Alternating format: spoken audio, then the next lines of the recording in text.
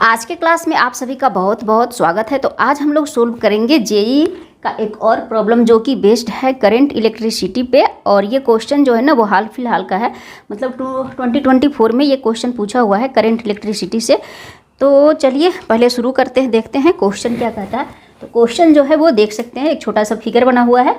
तो इसमें करना क्या है, the equivalent resistance between A and B. यहाँ पे ये पॉइंट ए है, ये पॉइंट बी है, जिसमें से हम लोगों को दोनों के बीच में इक्विवेलेंट रेसिस्टेंस निकालना है। और यहाँ पे कुछ कुछ बहुत सारा रेसिस्टेंसेस जो है वो दिया हुआ है। इसमें मतलब आपका एमसीक्यू बेस्ड है, ऑप्शन भी आपका 4 जो है वो दिया हुआ है। हमने लिखा नहीं है क्योंकि बोर्ड पे मेरा जगह नहीं था, इसलिए हम लिखे नहीं हैं।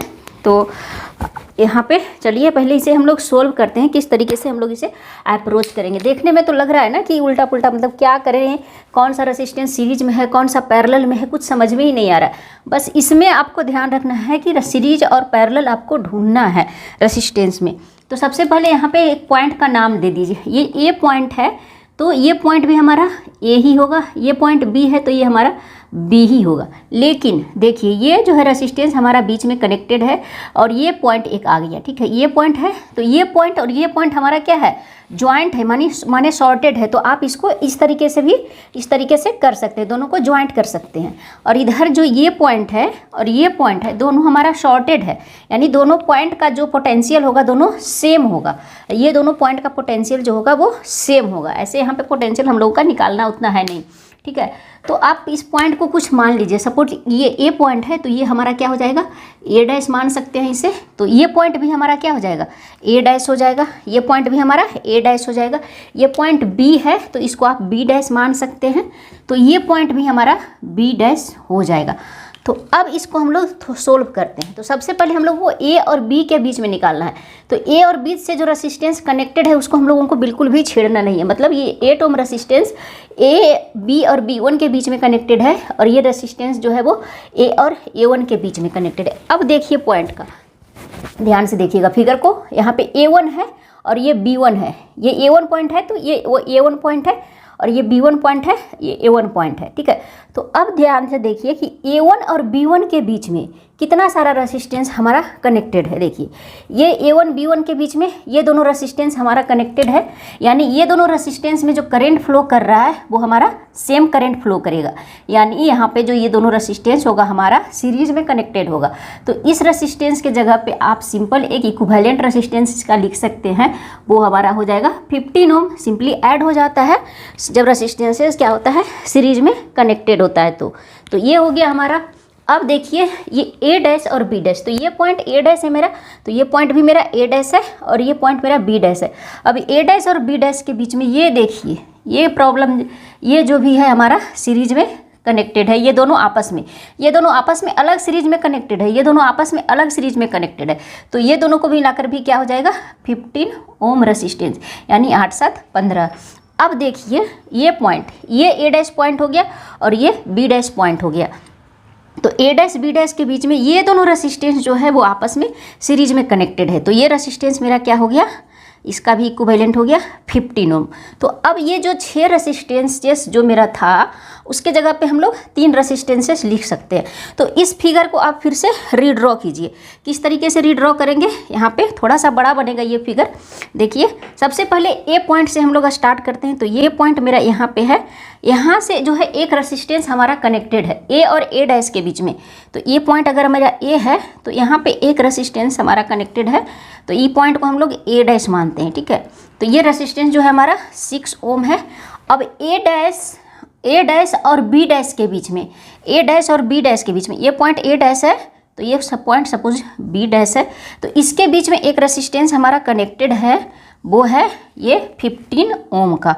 तो इसे हम लोग 15 ओम दे देते हैं। अब ए डैश और बी डैश के बीच में अलग अलग जो है वो रेसिस्टेंस हमारा है, वो 3 15 ओम कनेक्टेड है। तो यानी ये रेसिस्टेंस जो है वो पैरेलली कनेक्टेड है, यानी एक दूसरे से ये रेसिस्टेंस जो है वो पैरेलली कनेक्टेड है।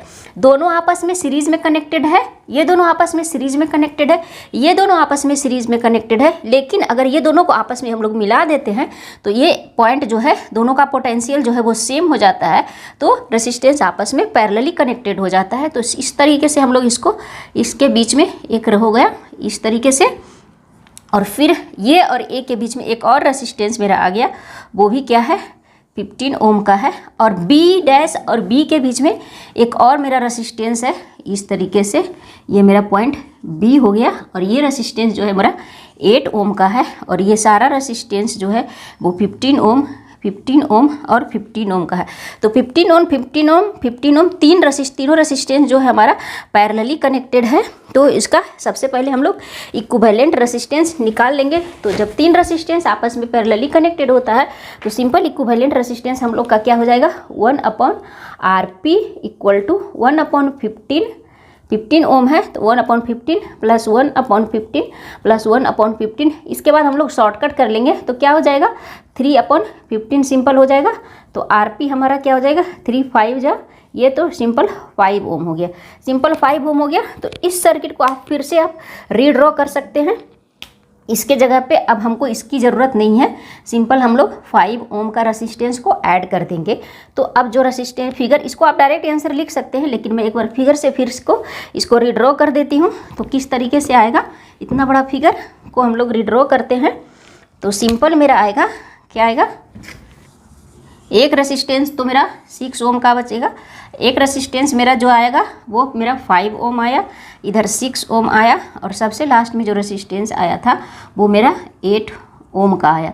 और ये पॉइंट अगर ए है मेरा तो ये पॉइंट मेरा ए डैश था, ये पॉइंट मेरा बी डैश था, ये पॉइंट मेरा बी है। तो ये रेसिस्टेंस मेरा कितना था 8 ओम का था। अब तीनों रेसिस्टेंस हमारा किस में कनेक्टेड है, सीरीज में कनेक्टेड है, क्योंकि तीनों में करंट जो फ्लो कर रहा है वो सेम करंट हम लोगों का फ्लो करेगा। देखिए सीरीज में कनेक्टेड है, इंड टू इंड कनेक्शन है, तो ये सब बस सिंपल क्या हो जाएगा आपस में ऐड हो जाएगा।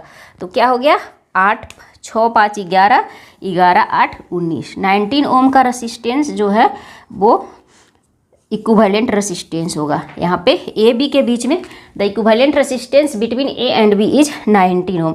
तो इस तरीके से अगर इस क्वेश्चन को अप्रोच करेंगे तो बनाना थोड़ा सा आसान हो जाएगा। ये जेई का क्वेश्चन है तो थोड़ा सा तो इसमें ट्विस्ट रहेगा ही, एक डायरेक्ट तो देगा नहीं। तो ये था जेई 2024 का क्वेश्चन। और थ्योरी कितना भी पढ़ लीजिए, रेसिस्टेंस सीरीज में कनेक्टेड है, रेसिस्टेंस पैरेलल में कनेक्टेड है, जब तक आप प्रॉब्लम सोल्व नहीं करेंगे ना, वहाँ पे थ्योरी पढ़ के जाएंगे तो आपका ये सब प्रॉब्लम जो है कभी सोल्व ही नहीं होगा।